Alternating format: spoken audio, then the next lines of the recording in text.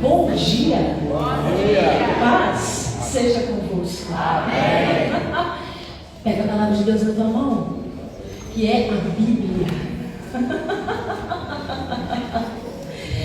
Abra sua Bíblia em 1 João, capítulo 3, a partir do versículo 18. 1 João não é o Evangelho, mas a Epístola. Está no final da Bíblia. Epístola é mesmo que carta. 1 João, capítulo 3, a partir do versículo 18. Primícias do Departamento de Ação Social, com o tema Amor em Ação. A palavra de Deus diz assim, em 1 João, capítulo 3, a partir do versículo 18, e eu vou ler à igreja a tradução, nova tradução na linguagem de hoje. Meus filhinhos, o nosso amor não deve ser somente de palavras e de conversa. Deve ser um amor verdadeiro, que se mostra por meio de ações. É assim, então, que saberemos que pertencemos à verdade de Deus e que o nosso coração se sente seguro na presença dele. Pois, se o nosso coração nos condena, sabemos que Deus é maior do que o nosso coração e conhece tudo. Portanto, meus queridos amigos, se o nosso coração não nos condena, temos coragem na presença de Deus. Receberemos dele tudo o que pedimos, porque obedecemos aos seus mandamentos e fazemos o que agrada a ele. E o que ele manda é isto: que creiamos no seu Filho Jesus Cristo e que nós amemos uns aos outros como Cristo nos mandou fazer. Quem obedece aos mandamentos de Deus vive unido com Deus, e Deus vive unido com ele. E por causa do Espírito que ele nos deu, sabemos que Deus vive unido conosco. Podemos assentar. Eu quero agradecer a vida da irmã Ana Luísa por esse convite, na qual ela me enviou uma mensagem desde o início deste mês, e assim por mais uma vez eu disse ao Senhor: eis-me aqui. Mas no momento em que ela me convidou, este departamento me arremete algumas lembranças, e eu quero compartilhar brevemente um pouco de uma das estações da minha vida e da vida da minha mãe, na qual nós vivemos. O Departamento de Ação Social da igreja, ele tem um único destino. O seu propósito maior é ajudar as outras pessoas, sejam elas membros atuantes da igreja ou não membros, como já se ocorreu em muitas vezes. Há muitos anos atrás, nós congregávamos na IEP Venda Nova. Com certeza, grande parte aqui conhece. Está localizado bem próximo à pracinha ali de Venda Nova. E nós não tínhamos nada direito para comer em casa. Minha mãe está aqui e se relembra bem disso. E nós vimos como única alternativa pedirmos ajuda ao Departamento de Ação Social. Só que quando nós abordamos a quem liderava, ela disse assim: olha, em determinado dia e horário, vocês vêm para buscar a cesta. Eu confesso que ainda menina, o meu coração se alegrou tanto, porque logo pensei: hoje nós vamos ter mais coisa, a mesa vai estar mais farta. Só que ao chegar lá, algo me decepcionou. E é por isso que eu me vejo na urgência de compartilhar com a igreja. Nós recebemos sim uma cesta, mas não havia um mantimento sequer fechado. Você se lembra disso? Todos os pacotes estavam abertos. Isso significa que que já haviam sido usados. Só que não bastando isso, porque quem precisa não escolhe. Talvez você que está aqui se identifica também com este período, porque já tenha vivido isso. Quem precisa apenas recebe. Só que ao olhar as datas de validade, grande parte desses mantimentos já haviam vencido. E os que restaram estavam por vencer. Eu quero te fazer um pedido nesta manhã. Dê aquilo que você usa. Compartilha o que é bom para você. Queira dividir o que realmente você come. Porque nós temos um péssimo hábito. Ao trazermos um mantimento para a igreja, procuramos o que está na oferta. Isso não é pecado, desde que aquilo que esteja na oferta, você também faça isso. Fica aqui o meu pedido a você, porque pessoalmente falando, já vivemos isso. Então, ajude a quem precisa. Todas as vezes que aqui estiver sendo consagrado, aqueles papéis bem pequenos, ali estão descritos os mantimentos e a forma na qual você pode colaborar. E eu vou orar para que o Espírito Santo te incomode a fazer bem mais do que você realmente queira. Porque à medida que ajudamos, recebemos bem mais do que realmente precisamos. Você pode aplaudir o Senhor.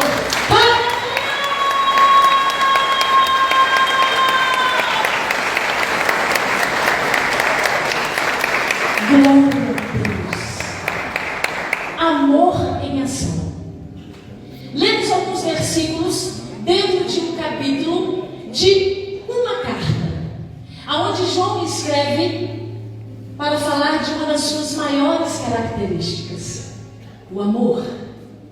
Se eu puder definir todos estes versículos em uma única frase, eu vou dizer a vocês como igreja, João estava definindo o amor sem hipocrisia.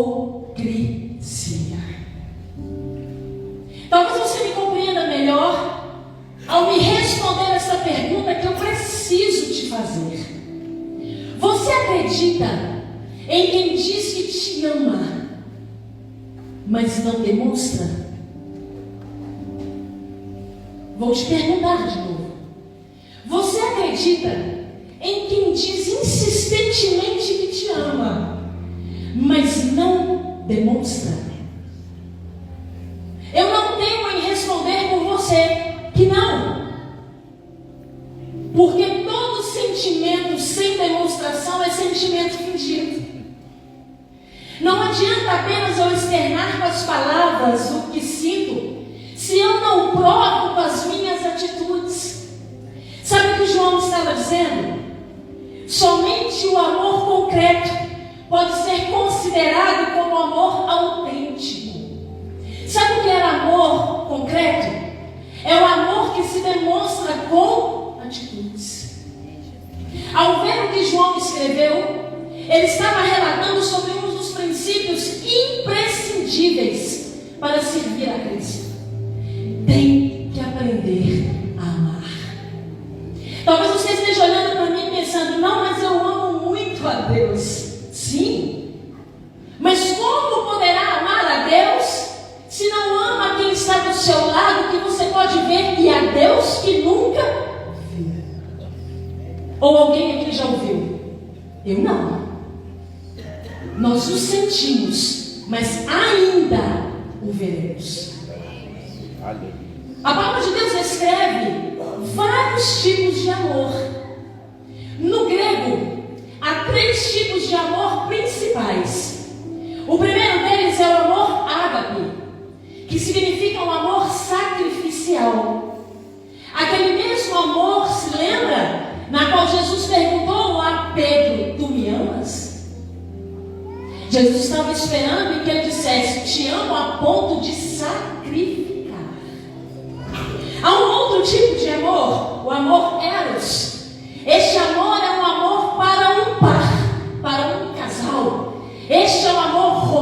romântico, na qual você o externa na sua intimidade. Mas há um outro tipo de amor, no grego. Alguns vão chamar de filia ou filéu. Que amor é esse? O amor que se demonstra num relacionamento afetivo entre amigos e entre amigas. Mas o que me chama a atenção é que no hebraico, amor não possui várias definições. Amor é traduzido por uma palavra que se chama ahav. Sabe o que ela significa? Quando um dá ao outro. Entendes agora por que no Evangelho segundo João ele descreveu em João 3,16, não precisa abrir porque nós conhecemos de cor, que o Deus amou o mundo de tal maneira. Sabe que tal é essa? Ahav, quando um dá ao outro. Só que o que mais me chama a atenção, que no hebraico nos é ensinado que quem ama, ama por vontade. Porque mesmo que não receba algo em troca, permanece amando. Talvez aí, nesse aspecto, esteja a nossa maior dificuldade. Porque nós queremos algo em troca para corresponder. No mundo em que vivemos, há várias pessoas que nos ensinam uma forma de amar. Ame por simpatia. Vou traduzir para você. Ame por identificação. Há um jargão muito comum que é dito até os dias de hoje: o meu santo bateu com o seu. Me identifiquei com sua cara. Gostei do seu jeito. Este é o amor que o mundo nos ensina. Mas eu quero te dizer nesta manhã que o amor na qual a palavra de Deus nos ensina é em obediência ao Evangelho. Mesmo que não se identifique, mesmo que não se familiarize, não é dado a mim nem a você o direito de não amar. Mas ainda se você estiver pensando, meu Deus do céu, como é difícil amar pessoas na qual não nos identificamos, eu quero te trazer pelo menos um escape. Continue amando, porque mesmo que você não se identifique, você terá muito a aprender com este tipo de pessoa. É interessante ver ele descrevendo que o amor precisava de demonstração para que ele se tornasse algo sólido. Eu mesmo respondi para você que com certeza você não acreditaria em quem diz insistentemente que te ama, mas não prova. Porque sentimento sem demonstração é sentimento fingido. É muito claro entender que quem prova está confirmando o que diz que sente. Mas não é fácil. A teoria pode ser muito boa, mas a prática é mais árdua. Mas há uma forma, e a única forma, de conhecermos o amor de verdade, quando nós conhecemos a Deus. Porque a palavra descreve como um dos seus atributos. Ainda em 1 João, se você fechou, abra a sua Bíblia novamente. No capítulo 4, nós vamos ler a partir do versículo 7. 1 João, capítulo 4, a partir do versículo 7. Para entender o amor, é necessário conhecer a Deus. Volto a lhe repetir, porque um dos seus atributos é amor. 1 João, capítulo 4, a partir do versículo 7. A palavra de Deus diz assim, na tradução viva: queridos amigos, acostumemos-nos a amar-nos uns aos outros, pois o amor provém de Deus. E aqueles que amam e são bondosos mostram que são filhos de Deus e que estão conseguindo conhecê-lo melhor ainda. Mas, se alguém não ama nem é bondoso, Isso demonstra que ele não conhece a Deus, porque Deus é amor. Deus mostrou o quanto nos amou, enviando o seu único Filho a este mundo pecaminoso, para trazermos a vida eterna por meio da sua morte. Nesta atitude, nós vemos o que é o amor verdadeiro. Não é o nosso amor por Deus, mas sim o seu amor por nós. Quando nos enviou o seu Filho para acalmar a ira de Deus contra os nossos pecados. Queridos amigos, visto que Deus nos amou tanto assim, é evidente que nós também devemos amar-nos uns aos outros.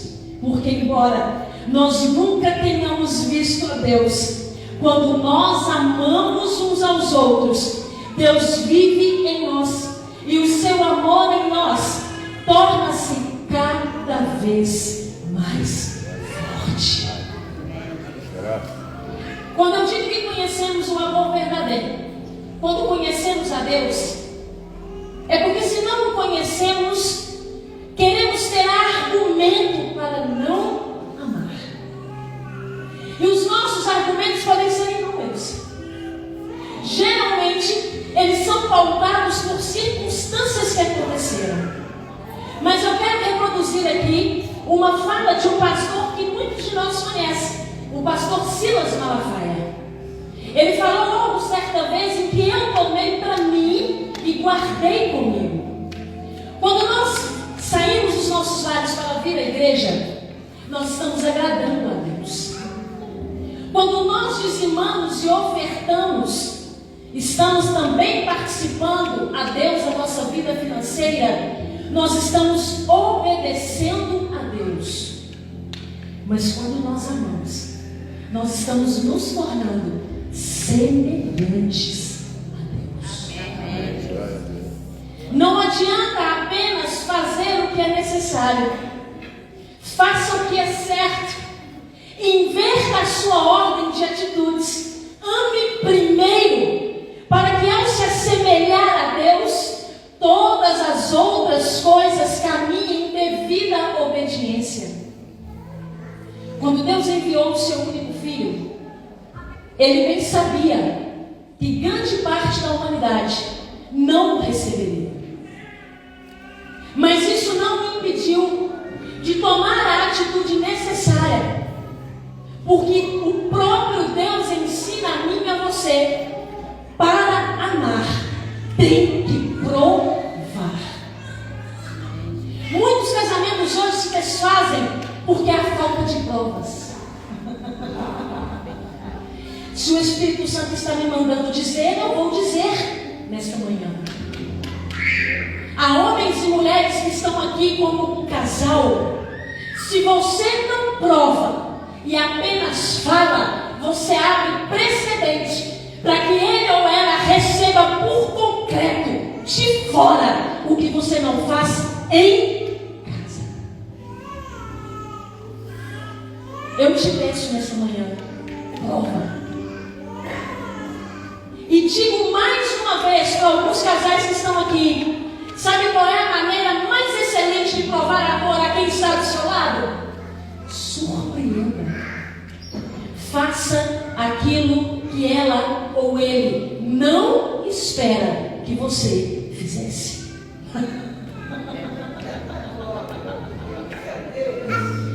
Com licença aos líderes de casais, lancei o desafio. Faz algo inesperado. Surpreender é sempre bom a quem já não espera por nada. Você acha que Deus fez o quê ao enviar Jesus? Nos surpreendeu. Eu vou dizer de novo para você. Ele nos surpreendeu.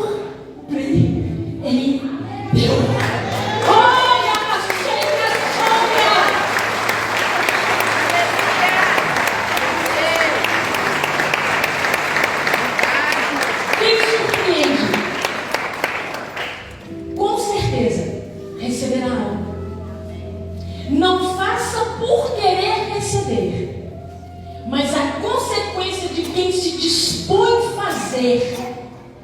receber algo em troca. João mais uma vez escreveu, dizendo que se não for concreto o amor, nós nos distanciamos do Pai. Se não provarmos a Deus que o amamos, você sabia que eu e você podemos surpreender ao Pai? Talvez você olhe para mim, mas como assim, se Ele é onisciente e conhece todas as coisas? Deixa eu lhe ensinar. Quer demonstrar o seu amor a Deus? Faça para Deus o que Ele quer que você faça. Mas faça para Deus o que o diabo não imaginou que você fosse capaz de fazer. E assim, você vai externar a supremacia de Deus na sua vida, e este amor se torna verdadeiro. Para uns com os outros, não é diferente. Faça pelo outro o que ele não faria por você. Talvez você esteja pensando, meu Deus do céu, quão difícil é. A natureza de Deus é amar. Jesus é o amor de Deus em ação. Então, como eu e você podemos demonstrar este amor? Como eu e você podemos corresponder a este amor? E o Espírito Santo me permite compartilhar mais uma experiência pessoal. Eu já disse isso aqui em outras ocasiões, mas o Espírito Santo me pediu insistentemente que dissesse também hoje. Alguns anos atrás, eu estava na minha casa dormindo, às 4 horas da manhã. Eu ouço a voz do Espírito Santo dizendo assim: Poliana, ponte de pé, pois eu quero falar contigo. E eu acordei ainda meio que trêmula, meio ainda sonâmbula, e falei: oi, Senhor, eis-me aqui, fala a mim. E eu tenho por hábito de reclinar a minha cabeça como posição de dependência.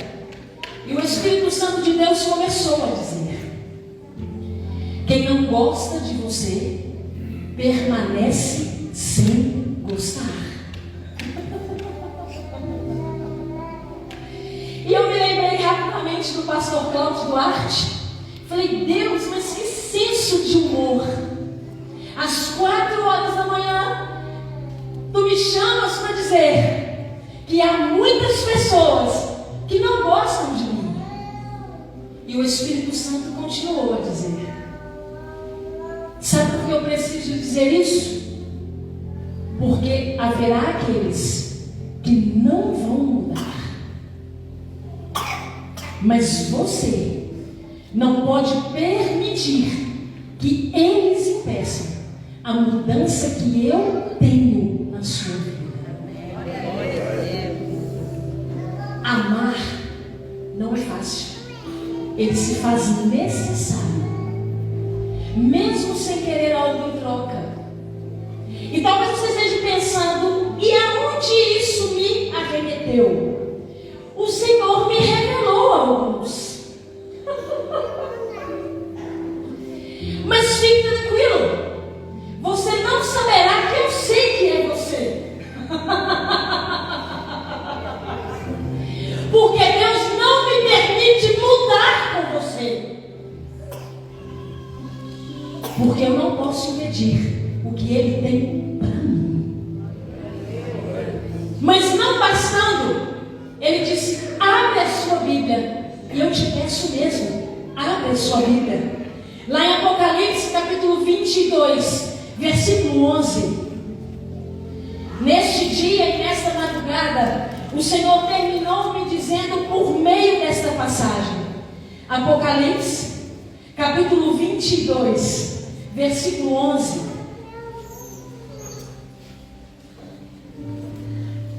Apocalipse capítulo 22, versículo 11. A palavra de Deus diz assim, na tradução Nova Bíblia Viva: e quando chegar aquele tempo, todos os que praticam o mal praticarão cada vez mais. Aquele que é imundo se tornará cada vez mais depravado. Os homens de bem continuarão a praticar o bem. Aqueles que são santos prosseguirão em santificar-se. Quer corresponder ao amor de Deus pela sua vida e o amor que é necessário termos um pelos outros, não mude o que Deus te chamou para ser. Talvez você esteja também pensando: eu não consigo. Lembre de Jesus.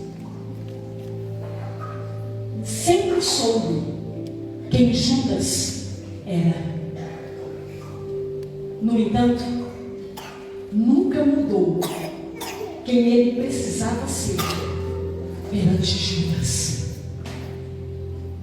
E o que mais me arremete à atitude de amor de Jesus é beijá-lo ao encontrar com ele para ser enviado para o sacrifício. E ao externar dizendo: amigo,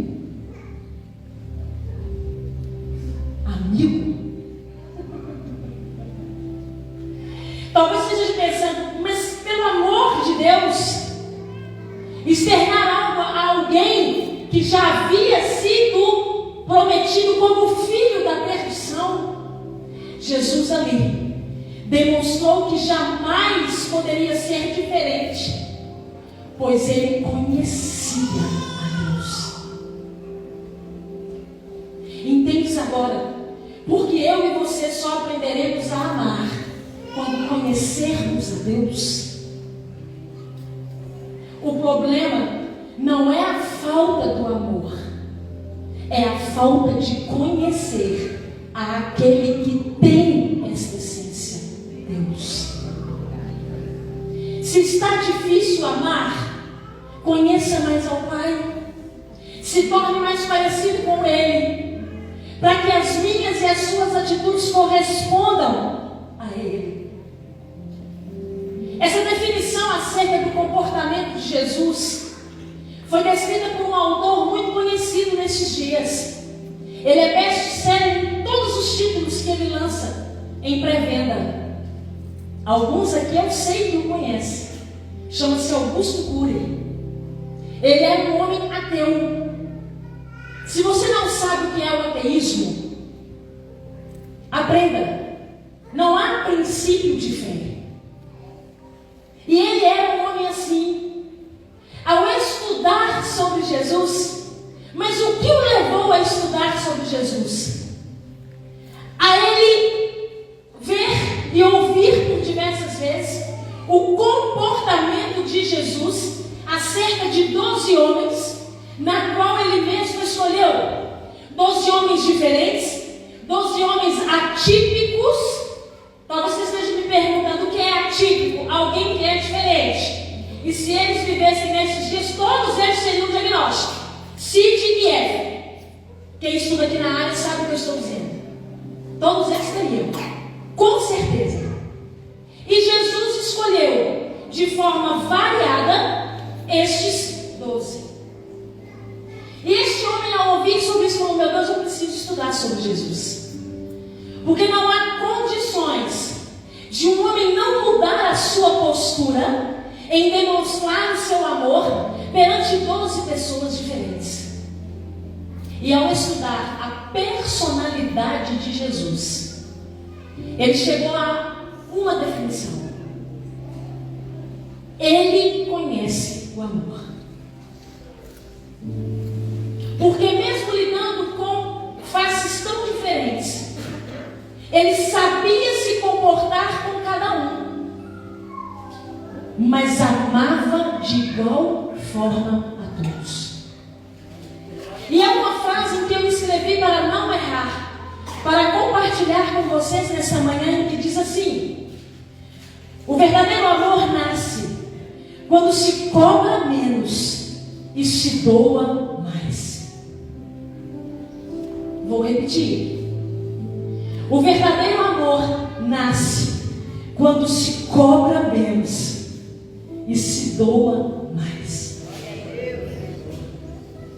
Talvez alguns de nós pensem que ao cobrar, nós estamos exigindo o que é nosso por direito. Pois eu quero lançar aqui uma nova lei. Não é dado nada por direito para aquele que não faz nada por merecer. Não cobre aquilo que nem você é capaz de dar.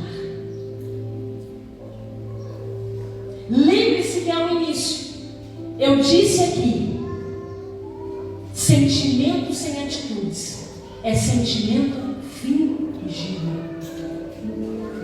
Ao ler esse versículo na qual o Senhor me revelou naquela madrugada, eu disse: Pai, o que fazer então com estes que não mudam? O Espírito Santo me disse: não mude você. E eu quero te encorajar nessa manhã. Vá ao encontro de quem você sabe que situações precisam ser resolvidas. Porque perdoar te liberta. Perdoar te permite viver um novo caminho, com novas perspectivas. E que o Espírito Santo te incomode. E ainda que lhe falte coragem, que Ele te afronte em enviar esta pessoa no seu caminho. Sabe o que é afronta? Ele vai te chamar a uma mudança de posicionamento. Não adianta argumentos falhos para justificar a falta de amor, porque Ele me ama e te ama. Há uma frase de um autor norte-americano que se chama Max Lucado, que ele diz assim: o Senhor ama pessoas difíceis, na qual eu sou a primeira delas. Eu espero que também você se identifique, porque fácil eu não sou. Mas ainda assim, Ele me ama. Ainda assim, eu te amo. Então, ao tentar contra-argumentar todas as possíveis justificativas que você possa ter, lembre que Deus nos ama, mesmo sendo quem somos. Mas nesta manhã, Ele nos chama a uma mudança, para que o nosso coração se torne receptível para compreender este amor, e já não mais argumente para não amar, mas esteja disposto a sempre amar, conforme o que Ele deseja que sejamos. Volto a te lembrar: quer corresponder a este amor? Não mude o que Deus te chamou para ser. Aplauda no Senhor e receba